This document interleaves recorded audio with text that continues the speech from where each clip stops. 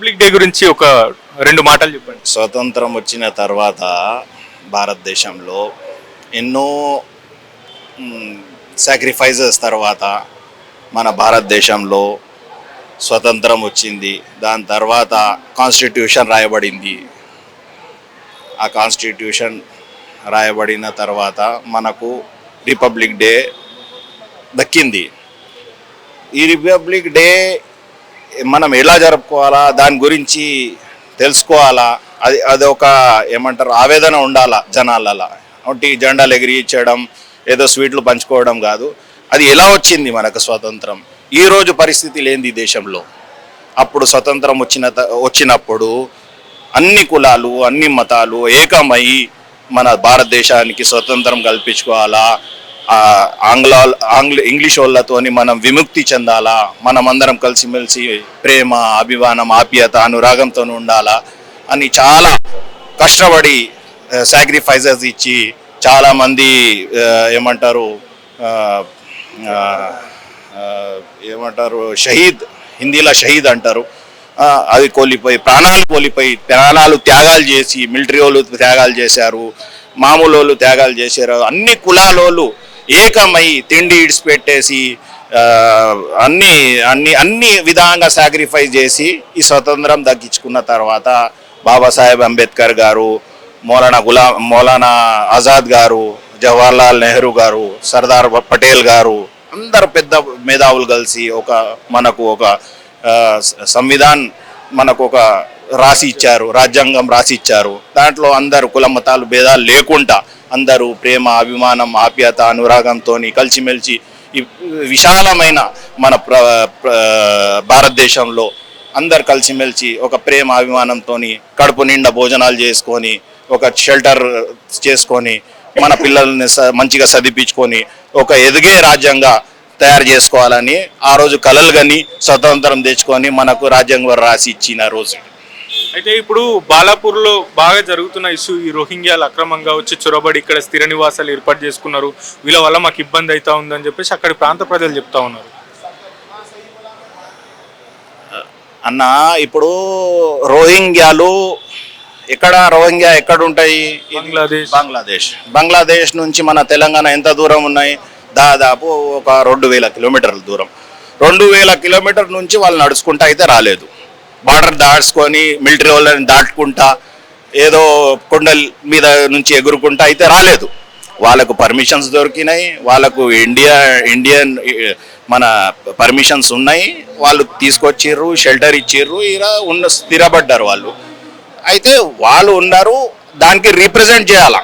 ఇప్పుడు ఏదన్నా సమాజంలో ఎవరన్నా కానీ, ఏ కులపోడు కానీ ఏ మతం అయినా కానీ ఎవడు స్థిరపడినా కానీ దానికి రీప్రజెంటేషన్ అనేది ఉంటుంది.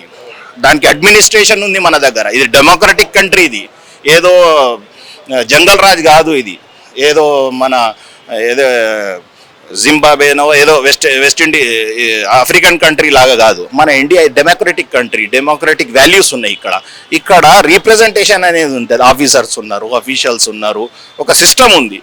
మనకు ఏదైనా తప్పు కనిపిస్తే దానికి పోయి ఒక 10 మంది పోయి రీప్రజెంటేషన్ ఇవ్వాలి, ఇనకపోతే ఇంకో 20 మంది పోయి రీప్రజెంటేషన్ ఇవ్వాలి. ఏదైనా మనకు సమాజంలో ఏది తప్పు కనిపించినా, అది ఒకటే కాదు, చాలా ఇష్యూస్ ఉన్నాయి. ఇంకా ఇప్పుడు మొన్న ఏదో జరిగింది ఇన్సిడెంట్, అలాంటి ఇన్సిడెంట్స్ జరుగుతున్నాయి.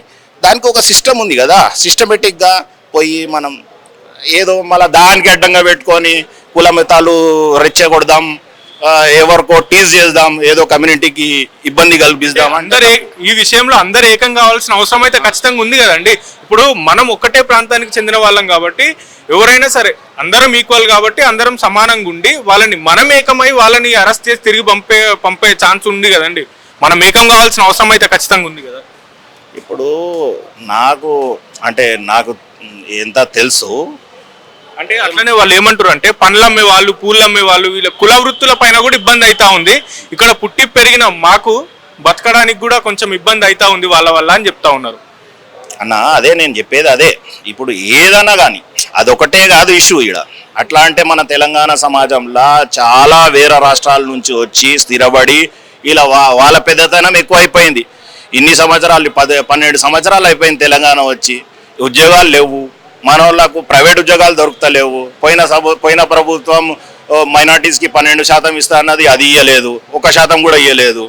అయితే ఇప్పుడు రేవంత్ రెడ్డి గారు ఏదో కష్టపడి ఏదో మంచిగా చేద్దాము, మన స్టేట్ని ఒక డెవలప్ చేద్దాము అని అనుకొని ఏదో అందరికీ ఒక దగ్గర తీసుకొచ్చి ప్రేమ అభిమానంతో అందరికి ఒక్కటి చేసుకొని ఒక డెవలప్ చేద్దాం రాష్ట్రాన్ని, అందరికీ ఉపాధి కల్పిస్తాం, అందరు ప్రేమ అభిమానంతో ఉండాలని మా మహేష్ కుమార్ గౌడ్ గారి ఆధ్వర్యంలో ఏదో ప్రభుత్వం ట్రై చేస్తుంది. 2 సంవత్సరాలు అయిన తర్వాత కూడా చాలా రోజు 16 గంటలు రేవంత్ రెడ్డి గారు, మహేష్ అన్న గారు, అందరు మినిస్టర్లు కష్టపడుతున్నారు. ఏదో రాష్ట్రం డెవలప్ కావాలా, అందరికీ ఉపాధి కల్పించాలా, స్టూడెంట్స్ చదువుకొని యూనివర్సిటీలలో ఏజ్ దాటిపోయింది వాళ్ళది, గతంలో 10 సంవత్సరాలలో ఒక్క ఉద్యోగం రాకుండా అయింది, అది కూడా ఇష్యూే. అట్లాంటి ఇష్యూస్ మీద కష్టపడుతున్నారు వాళ్ళు. ఇప్పుడు అక్రమంగా ఐడెంటిటీ తీసుకొని మైనార్టీలకు వచ్చే పథకాలు కావచ్చు వాళ్ళు కూడా పొందుతూ ఉన్నారు కదా, దీనివల్ల అందరికి ఎఫెక్ట్ అవుతుంది కదా. ఇప్పుడు అదే అంటున్నా, అదో అధికారికంగా కాకుండా అక్రమంగా ఐడెంటిటీ ఇచ్చారు కదా, దీనిపైన ఏం మాట్లాడతారు? అవును, గతంలో ఎవరిచ్చిర్రో, గతంలో ఐడెంటిటీ ఇల్లీగల్ ఐడెంటిఫికేషన్ అయింది, ఇల్లీగల్ ఐడెంటిటీ ఇచ్చారంటున్నారు మీరు. నాకైతే తెలియదు, నేను చూడలేదు. మీకు ఉంటుంది ఇన్ఫర్మేషన్, ఎందుకంటే మీడియా వాళ్ళు కాబట్టి. ఇచ్చిన వాళ్ళు ఒకవేళ తప్పు ఎవరన్నా కానీ తప్పే, ఇల్లీగల్ ఐడెంటిటీ ఎవరికైనా ఉండని వాళ్ళ మీద యాక్షన్ కావాలా. కానీ అట్లా అని వాళ్ళకు అడ్డం పెట్టుకొని అందరు మైనార్టీస్ని తప్పుగా పట్టడం, వాళ్ళని అడ్డం పెట్టుకొని ఏదో అందరు మైనార్టీస్ని తప్పుగా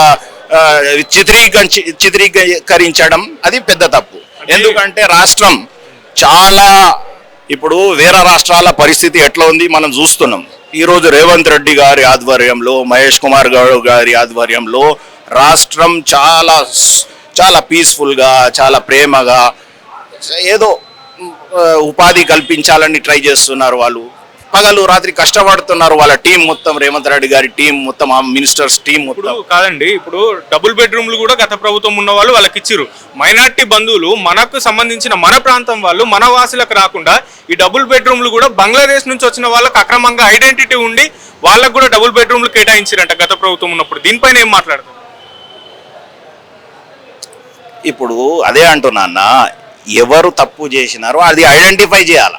ఇప్పుడు మన పని ఏంది, ఇప్పుడు డెమోక్రసీలో ఏమున్నది, సిస్టమ్ ఏమున్నది, ఎవరైనా తప్పు చేస్తారు, తప్పు చేసినాక దాని తర్వాత ఆయనకు ఆ తప్పు మీద ఒక రీప్రజెంటేషన్ కలెక్టర్కో, ఎంఆర్ఓకో, డిప్టీ కమిషనర్కో, ఎవరికో రిలేటెడ్ ఆఫీసర్కి ఒక రిప్రజెంటేషన్ ఇవ్వాలి. వాళ్ళ పని అది.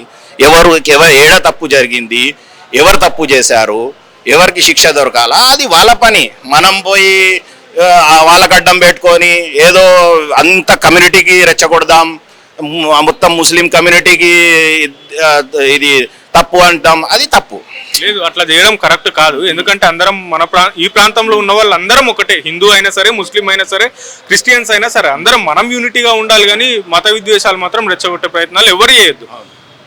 ఇప్పుడు ఓవైసీ గారు కూడా ఇప్పుడు హిజాబ్ ధరించిన మహిళ ఒకరోజు ప్రధానమంత్రి అవుతుందని చెప్పేసి అన్నాడు కదా, దీనిపైన ఏం మాట్లాడతారు? ఇప్పుడు మేము కాంగ్రెస్ పార్టీ కార్యకర్తలం, మేము రేవంత్ రెడ్డి గారి సిపాయిలం, మేము రాహుల్ గాంధీ గారి సిపాయిలం, మేము మహేష్ అన్న గారి సిపాయిలం. మాకు మా పార్టీ గురించి అడిగితే మేము చెప్తాం. ఇప్పుడు ఆయన పొలిటిక్స్ ఏందో ఆయనకు తెలుసు, ఆయన పెద్ద మనిషి, ఆయన నేషనల్ లీడరు, ఆయన విధానం ఆయనది, ఆయన పాలసీ ఆయనది, ఆయన చెప్పే విధానం ఆయనది. మా లీడర్స్ ఎవరన్నా తప్పుగా మాట్లాడితే మాకు అడగండి, మేము దానికి సమాధానం చెప్తాం. దాదాపు నాకు తెలిసిన, నేను 27 సంవత్సరాల నుంచి రాజకీయంలో ఉన్నా, కానీ ఈరోజు దాకా చాలా తక్కువ మంది ఉన్నారు కాంగ్రెస్ పార్టీలో తప్పు మాట్లాడేది. ఎందుకంటే మా విధానమే అందరికీ కలుపుకొని పోవడం. బేదోల పార్టీ అంటారు కాంగ్రెస్ పార్టీని, బేదోలని సంక్షేమ పథకాలు అందించే పార్టీ కాంగ్రెస్ పార్టీ. దీంట్లో చిన్న స్థాయి కార్యకర్త కూడా సీఎం దాకా వెళ్ళొచ్చు, పిసిసి ప్రెసిడెంట్ దాకా వెళ్ళొచ్చు, పోయి మన రిప్రజెంటేషన్ ఇవ్వచ్చు, కలవచ్చు, మన ఇబ్బందులు ఏమున్నాయి చెప్పుకోవచ్చు, వాళ్ళతో పనులు తీసుకోవచ్చు. అది ఈ కాంగ్రెస్ పార్టీలో ఒక పార్టీలోనే ఉంది ఆ డెమోక్రసీ.